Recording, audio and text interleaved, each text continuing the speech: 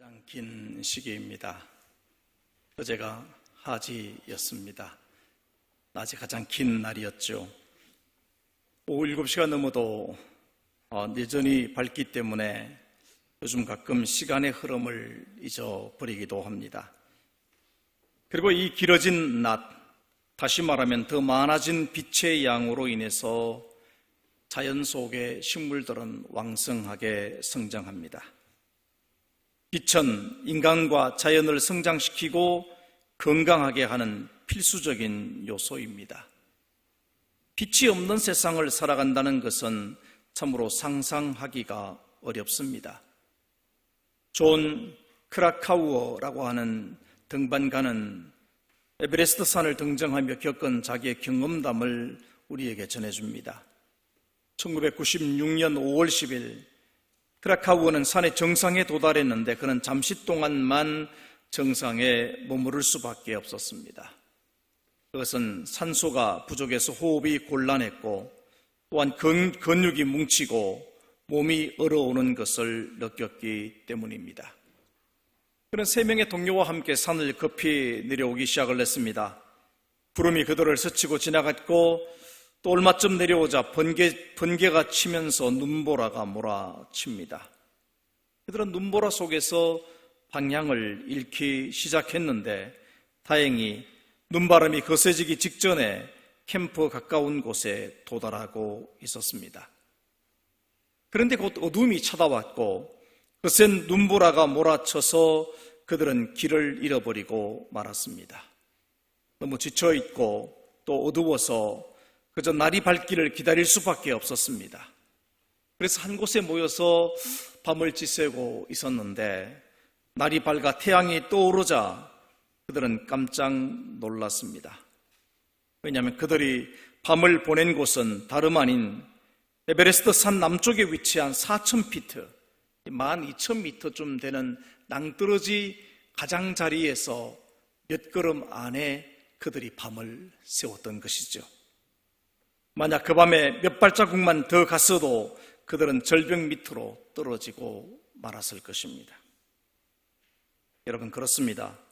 빛이 없는 어둠 속에서 산길을 간다는 것은 굉장히 위험한 일입니다. 그런데 산길보다 더 복잡하고 험난한 인생길에서 영적인 빛이 없이 살아간다는 것은 더욱 위험한 일입니다. 오늘 말씀이 전해지던 그 시대의 상황은 마치 빛이 전혀 보이지 않는 어두움의 시대였습니다. 이사야가 지금 말씀을 전하고 있는 그 시기에 신흥 강국이었던 아수르가 세력을 확장시키기 시작을 했습니다. 디글랏 빌레셋 3세가 주전 735년에 아수르 왕으로 등극하면서 본격적인 정복 전쟁을 시작합니다. 주변 국가들이 다 위협을 느꼈습니다. 특히 북왕국 이스라엘은 위협을 느껴서 아람과 동맹을 맺고는 반아수르 동맹에 가담하게 됩니다. 그런데 남유다는 오히려 친아수르 정책을 선택합니다. 이 모습을 보면 오늘 우리의 현실의 모습을 보게 되는 것 같은 느낌을 받습니다. 여전히 미국과 중국이라고 하는 두 거대한 나라 사이에 끼어있는 우리 남과 북의 모습이 그대로 그려지는 장면 같습니다. 그러자 북이스라엘과 아람 동맹군이 남왕국 유다를 침략해 왔습니다. 왜냐하면 친아수르 정책을 쓰기 때문에 유다를 공격한 것이지요. 유다는 아수르의 도움을 청해서 간신히 위기를 모면합니다.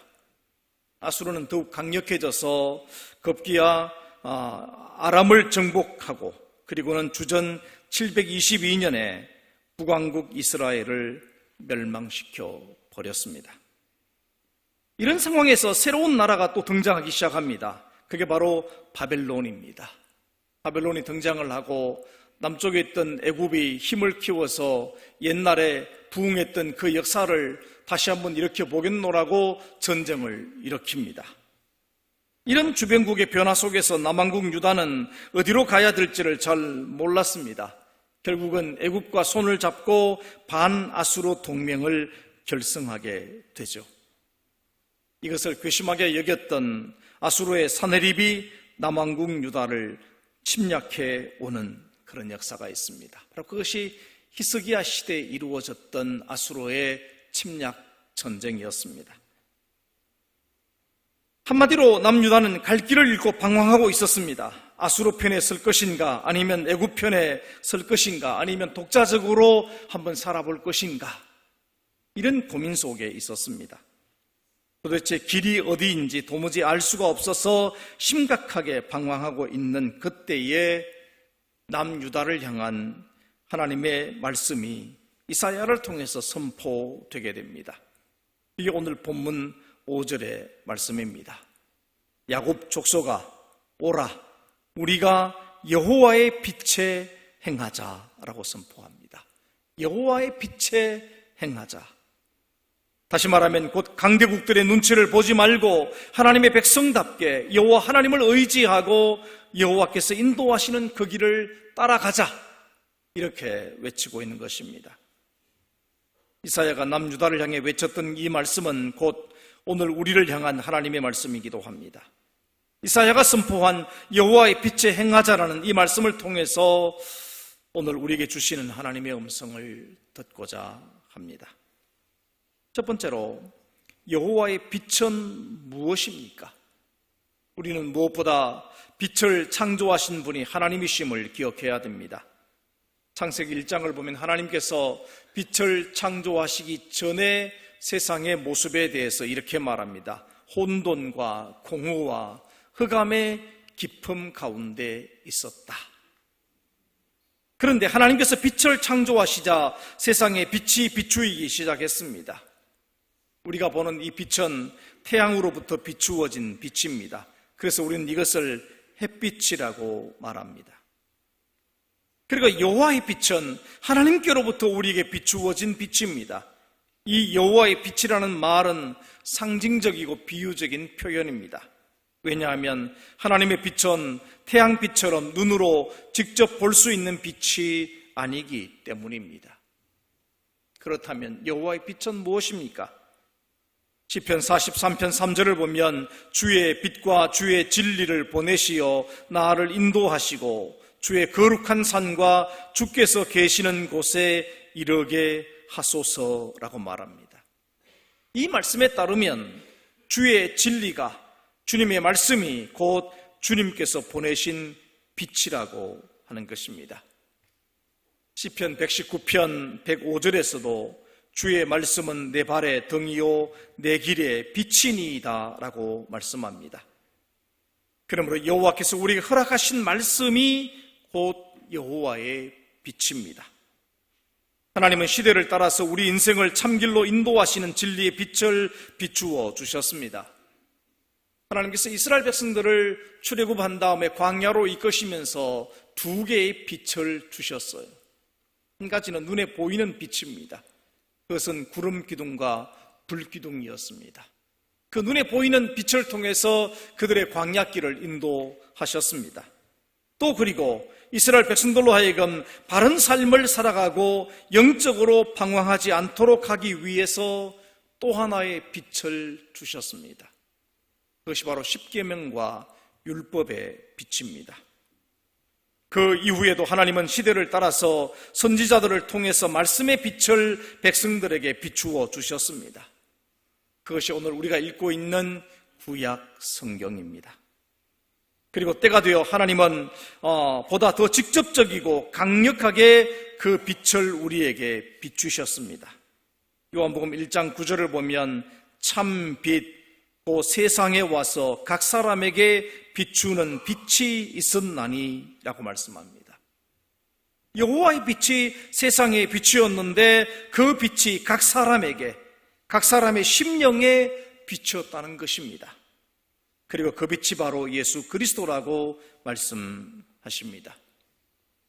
하나님께서는 구약시대 율법과 선지자들의 선포를 통해 빛을 비추어 주셨지만 이스라엘 백성들은 그 율법을 통해 참 길을 발견하지 못했고 참 생명의 길을 걸어가지 못했습니다.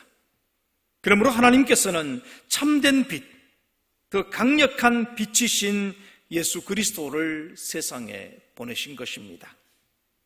요한복음 8장 12절을 보면 이렇게 말씀을 하십니다. 예수께서 또 말씀하여 이르시되 나는 세상의 빛이니 나를 따르는 자는 어둠에 다니지 아니하고 생명의 빛을 얻으리라. 요한복음 1장의 말씀을 보면 태초에 말씀이 계셨는데 그 말씀 안에는 생명이 있고 그 생명은 사람들의 빛이며 그 빛으로 오신 분이 예수 그리스도이시라고 설명하고 있습니다. 그러므로 오늘 우리에게 있어서 여호와의 빛은 예수 그리스도이십니다. 밤이 깊어서 세상이 온통 어두워져 있을지라도 새벽에 태양이 떠오르면 이 세상은 빛으로 가득하게 됩니다. 마찬가지로 우리의 심령 속에 여호와의 빛이신 예수 그리스도를 영접하게 되면 우리의 심령은 생명의 빛으로 가득 차게 되는 것입니다. 여러분, 참 빛이신 예수 그리스도가 없는 심령의 모습은 창세기 1장 2절에 설명하고 있는 빛이 없는 세상의 모습과 같다고 생각합니다.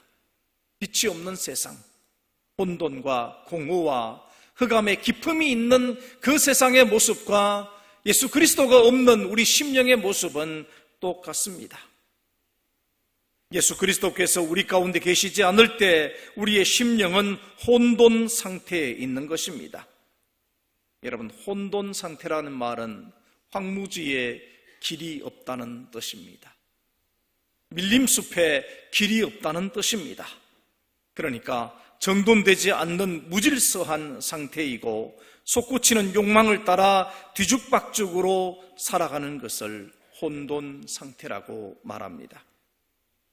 그리고 예수 그리스도가 우리의 심령 속에 오시지 않을 때 우리의 심령은 공허합니다.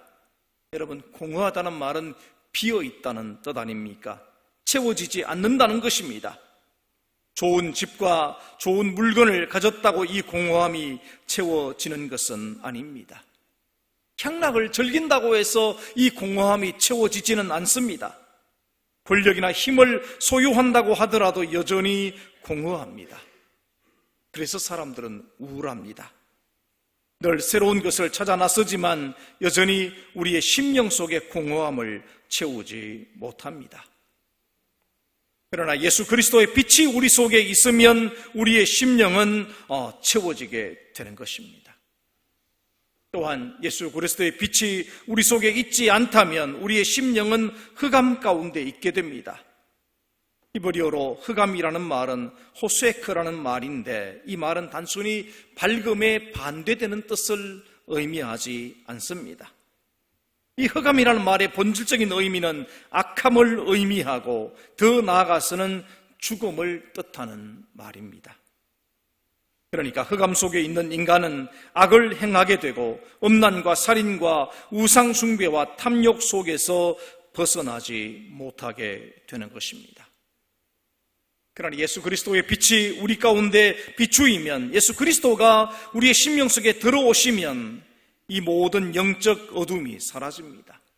혼돈과 공허와 흑암이 우리 마음에서 사라지게 되는 것입니다. 그래서 우리가 부르는 찬송이 있습니다. 찬송가 428장은 이렇게 찬양을 합니다. 내 영혼의 햇빛 비치니 주 영광 찬란해.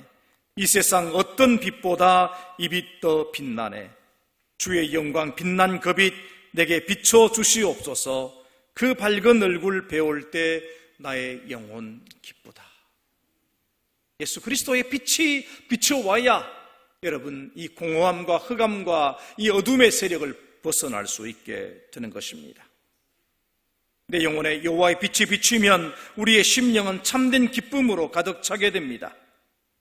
오늘 이 시간 참 빛이신 예수 그리스도의 진리와 생명의 빛이 여러분의 심령 가운데 충만하게 되시기를 주님의 이름으로 축원합니다. 두 번째로 여호와의 빛에 행한다는 것은 또 무엇입니까? 오늘 본문에서 이사야 선지자는 남왕국 유다 백성들에게 이렇게 말합니다. 여호와의 빛에 행하자. 강력하게 권면합니다. 그러면 여호와의 빛에 행한다는 것은 무슨 의미입니까? 첫 번째로 그것은 여호와의 빛을 보는 눈을 회복하라는 말씀입니다. 여러분, 눈이 어두우면 길을 찾을 수가 없습니다. 그래서 방황할 수밖에 없습니다. 여기서 오라면 가고 또 저기서 오라면 거리로 갑니다. 자기 중심을 잡지 못한다는 말입니다. 이스라엘 백성들은 지금 진리의 빛을 보는 눈이 어두워졌습니다.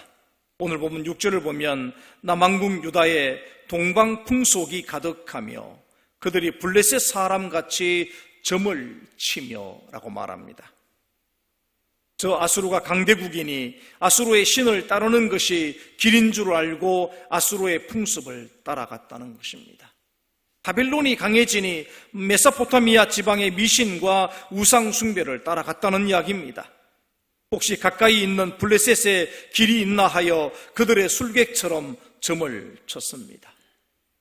참으로 영적인 혼란과 방황으로 가득합니다. 그들은 너무도 오랫동안 여호와의 빛을 보지 않았습니다. 그래서 빛을 볼 수 있는 눈을 상실해 버렸습니다. 여호와의 빛이 비춰지고 있었지만 그 빛을 볼 수 없었다는 것이죠. 사실 눈은 빛을 보려고 할 때만 필요합니다. 저 깊은 바다 속에 사는 물고기들과 저 깊은 동굴 속에 사는 동물들은 눈이 퇴화한다고 합니다. 아예 눈이 없는 물고기도 있고 박쥐도 있습니다. 도마뱀이 먹이를 찾아서 굴 속에 들어갔다가 그 속에 먹이가 많아서 정착을 하게 될 때가 있는데 그렇게 한 5년만 살면 그 후손들은 눈이 없어져 버린다는 것입니다. 오늘 우리도 마찬가지입니다. 여호와의 빛, 곧 예수 그리스도를 향해서 눈을 들지 않고 계속해서 우리가 그분을 바라보지 않는다면 우리의 눈이 멀어버립니다. 우리 눈이 멀어버리면 그때부터는 진리를 보기가 어려워진다는 것이죠. 그러므로 우리는 주님의 진리의 말씀을 향해 언제나 눈을 들어야 하고 빛 대신 예수 그리스도를 영접해야 합니다. 그렇지 않다면 우리의 영의 눈은 시력을 상실하고 우리는 방황하는 삶을 살아갈 수밖에 없을 것입니다. 어떤 분이 이런 말을 했습니다. 빛을 향해 얼굴을 드십시오. 그리하면 당신의 얼굴에 그림자가 없어질 것입니다.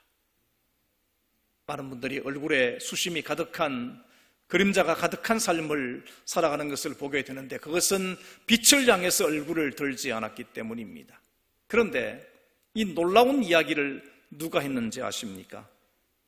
이 말은 볼 수도 없고 들을 수도 없고 말할 수도 없었던 헬렌 켈러가 이 말을 했습니다. 빛을 볼 수 있는 눈이 없었던 그녀가 어떻게 오늘 우리에게 빛을 향해 얼굴을 들라고 말하고 있습니까? 그것은 우리의 마음의 눈을 뜨고 영혼의 빛, 생명의 빛, 사랑의 빛이신 예수 그리스도를 바라보라고 권면하고 있는 것입니다. 여러분, 여호와의 빛을 바라보는 눈을 회복하시기를 바랍니다. 언제나 빛을 향해 얼굴을 들고 예수 그리스도를 바라보면서 살아가는 여러분 되시기를 주님의 이름으로 축원합니다. 두 번째는 여호와의 빛에 행하라는 말씀은 오늘 주보에 좀 오태가 났습니다. 악한 일을 버리라 라고 하는 것을 말합니다. 본문 6절을 보면 이방인과 더불어 손을 잡아 언약하였음이라 라고 했습니다. 남유다가 하나님을 믿지 않는 이방인들과 손을 잡고 하나님께서 기뻐하지 아니하시는 악한 일을 행했다는 것입니다. 이스라엘 백성들이 이방인들과 손을 잡고 언약을 맺은 것은 인간적인 풍요로움과 강함을 보았기 때문입니다. 본문 7절을 보십시오. 그 땅에는 언금이 가득하고 보화가 무한하며 그 땅에는 마필이 가득하고 병거가 무수하며. 지금 백성들이 무엇을 보고 있습니까? 그것은 이방인들이 누리고 있는 풍요로움을 보고 있는 것입니다. 은근과 보화와 마필과 병거를 보면서 그들을 부러워합니다. 그래서 언약을 맺습니다. 그들처럼 살아가고 싶었던 것입니다. 오늘 우리 한국의 많은 그리스도인들이 사실은 믿음의 자리를 지키지 못하고 세상을 향해 달려가는 이유가 바로 여기에 있습니다. 세상 사람들 가운데서 잘 되는 사람들을 보면서 그들처럼 살고 싶어서 믿음을 저버리는 수많은 사람들이 있습니다. 그런 욕구들이 우리 속에 들끓고 있다는 것입니다. 급기야 이스라엘 백성들은 본문 8절 9절에서 기록된 것처럼 그들의 우상 앞에 경배하고 그 앞에 굴복합니다. 여러분, 우상 숭배라고 하는 것은 인간의 탐욕과 탐심의 결과입니다. 어둠 속에서 길을 알지 못하는 사람들이 행하는 악한 행위가 우상 숭배입니다. 일반화해서 말하기는 좀 어렵지만 대체적으로 여러분, 포식 동물들은 밤을 좋아합니다. 사자 같은 그런 포식 동물들은 낮에는 잠을 자요. 그리고 밤이 되면 먹이 사냥을 시작합니다. 여러분, 그런데 순한 동물들은 대체적으로 낮에 활동하고 밤에는 쉽니다. 사람도 그렇습니다. 대체로 악한 사람들이 밤을 좋아합니다. 그리고 악한 마음을 먹은 사람들은 밤이 오히려 편합니다. 대체로 술집은 밤에 영업을 하죠. 룸사롱, 캬바레, 나이트클럽은 해가 지면 영업을 시작하고 해가 뜨면 문을 닫습니다. 그리고 대체로 이런 곳은 조명이 어두워요. 캄캄합니다. 심지어 주차장도 막 가려놓습니다. 캄캄한 마음을 먹은 사람들이 편하게 못된 짓을 할 수 있도록 환경을 만들어 놓은 것입니다. 그런데 이런 사람들 마음에 예수가 들어오시면 상황은 달라집니다. 우리의 심령이 밝아지고 나면 하나님이 싫어하시는 일을 하지 않게 되는 것입니다. 갈라디아 5장 19절에서 21절을 보면 하나님이 싫어하시는 일에 대한 목록을 적어 놓았습니다. 이렇게 두었어요. 육체의 일은 분명하니 곧 음행과 더러운 것과 호색과 우상 숭배와 주술과 원수 맺는 것과 분쟁과 시기와 분냄과 당 짓는 것과 분열함과 이단과 투기와 술취함과 방탕함과 또 그와 같은 것들이라. 전에 너희에게 경계한 것 같이 경계하노니 이런 일을 하는 자들은 하나님의 나라를 유업으로 받지 못할 것이요.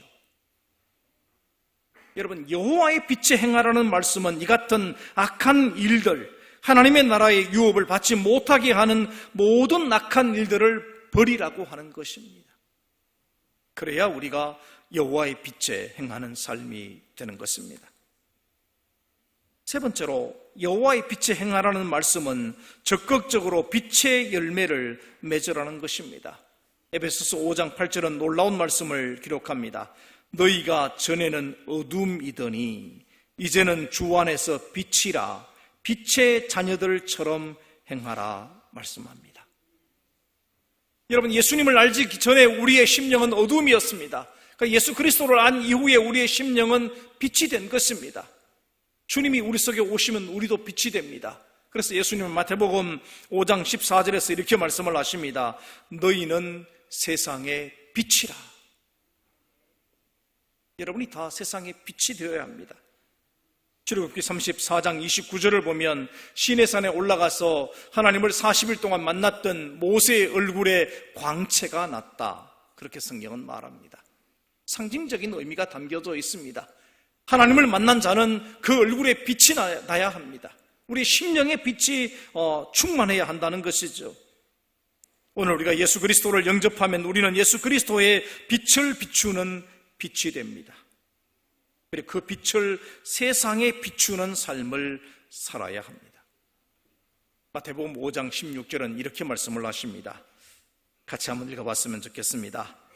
이같이 너희 빛이 사람 앞에 비치게 하여 그들로 너희 착한 행실을 보고 하늘에 계신 너희 아버지께 영광을 돌리게 하라. 아멘.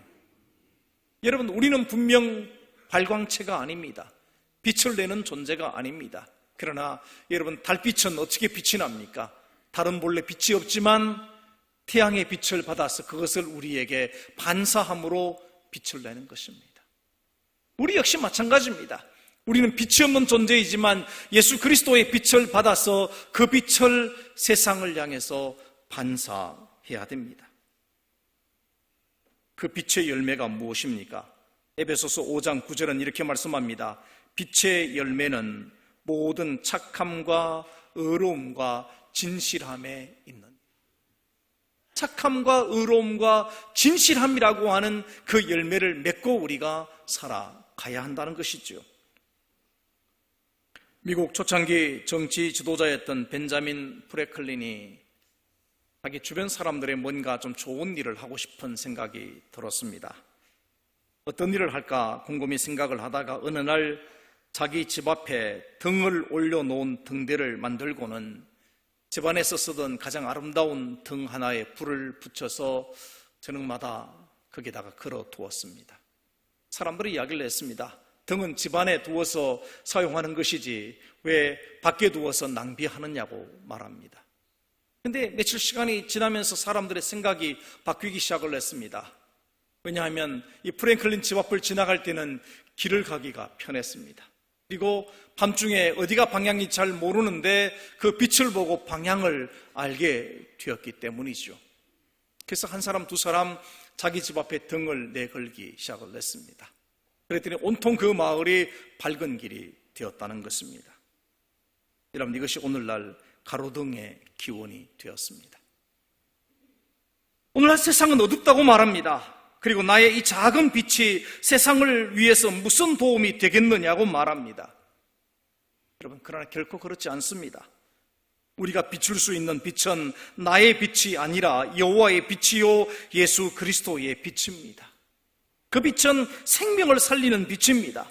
나의 영혼을 살리는 빛이고 다른 사람들을 주님께로 인도하는 빛입니다. 어둠의 세상을 향해 진리를 볼 수 있게 하는 빛입니다. 그리고 우리 그리스도인들이 저마다 자신의 삶의 자리에서 이 빛을 비춘다면 세상은 더 이상 어두운 세상이 아니고 진리의 빛 가운데 거하게 될 것입니다. 그래서 주님은 오늘 우리에게 말씀하십니다. 여호와의 빛에 행하라.